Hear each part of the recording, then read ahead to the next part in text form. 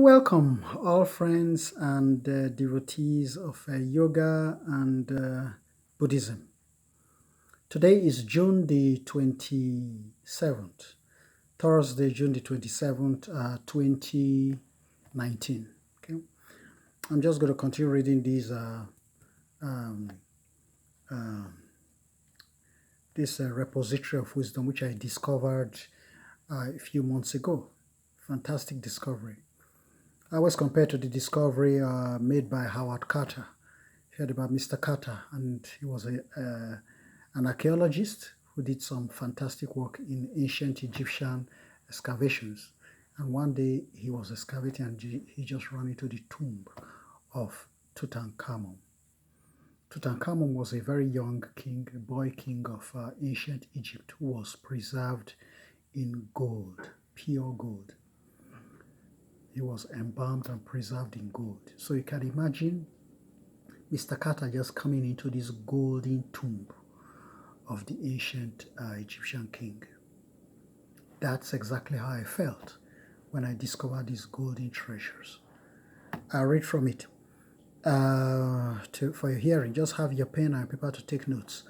This was put together by the great Buddhist master Singyum of the Fo Guangshan, founder of the Fo Guangshan, and historically the organization that brought Buddhism to Africa through the giant establishment they have in South Africa, the Nanhua Buddhist Foundation in Johannesburg, South Africa, and the African Buddhist Seminaries, all works of the great master, Most Venerable Master Singyum.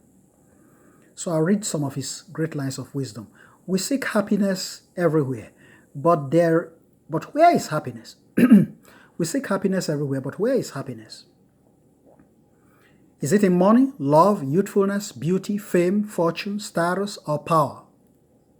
The truth is that a happy life is where and when we are content, rational, helpful, and benevolent. The following are definitions of a happy life. Be content in life, living fortune to our karmic conditions. How do we gain joy and peace in life? How do we gain joy and peace in life? Contentment is very important, for if we are not satisfied with what we have, then no matter how much money and property we own, we are only impoverished rich people. Impoverished rich people. On the other hand, if we are content, then even if we only subsist on simple food and coarse tea, we are enriched in spirit. After a meal, the Hakka people in Taiwan will always reply to the question, "Are you full? Are you full?" I like this beautiful expression from the great master. With "I'm content. I'm content." Are you full? I'm content. I'm satisfied. Brilliant answer to a brilliant question. It is important, Master Singyum continues, for us to appreciate contentment. Otherwise, it will be of no use to us, even if we eat gourmet meals every day. When we are content, we are truly happy. Contentment is of prime importance in life, because the joy it brings is even better than fame and fortune. Proceeding to the second point, because time is pretty limited, otherwise it's fantastic. These things are really wonderful treasures of wisdom. Study to gain reason, not fame and fortune. The purpose of learning is to improve our character, become more understanding and reasonable, perform virtuous deeds, and benefit humanity. Therefore, in learning, we need to have the right perspective. Some people get an education in order to acquire fame, fortune, or both. Fame, fortune, or both. If they fail to gain either, they consider their learning worthless. However, through learning, it is more important to gain reason than to acquire fame and fortune. How many people see it that way?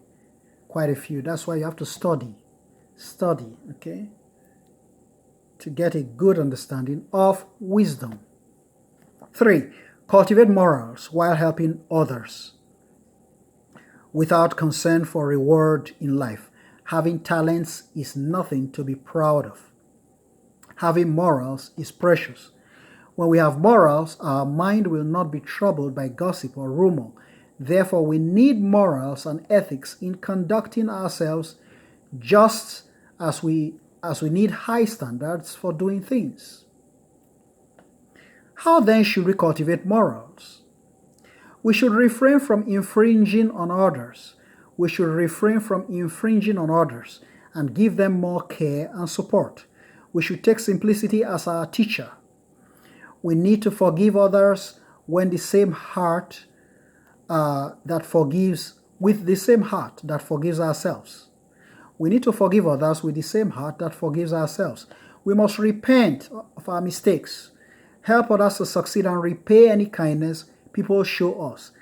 As a result, our morals will improve and our merits will increase over time.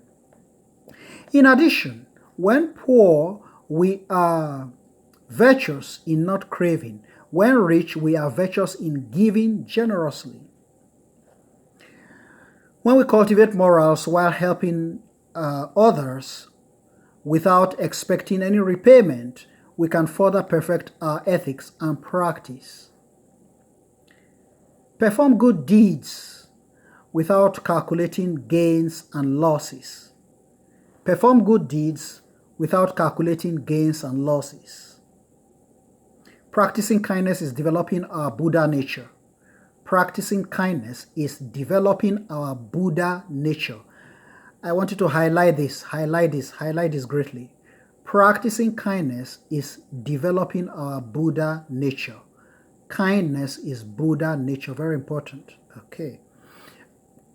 And manifesting the beautiful and kind side of human nature, we need to make broad connections, be happy in practicing kindness, and give willingly. Our life will be broader and our path smoother if we practice benevolence and create positive conditions. Therefore, irrespective of our profession, we need to have the willingness to serve our family,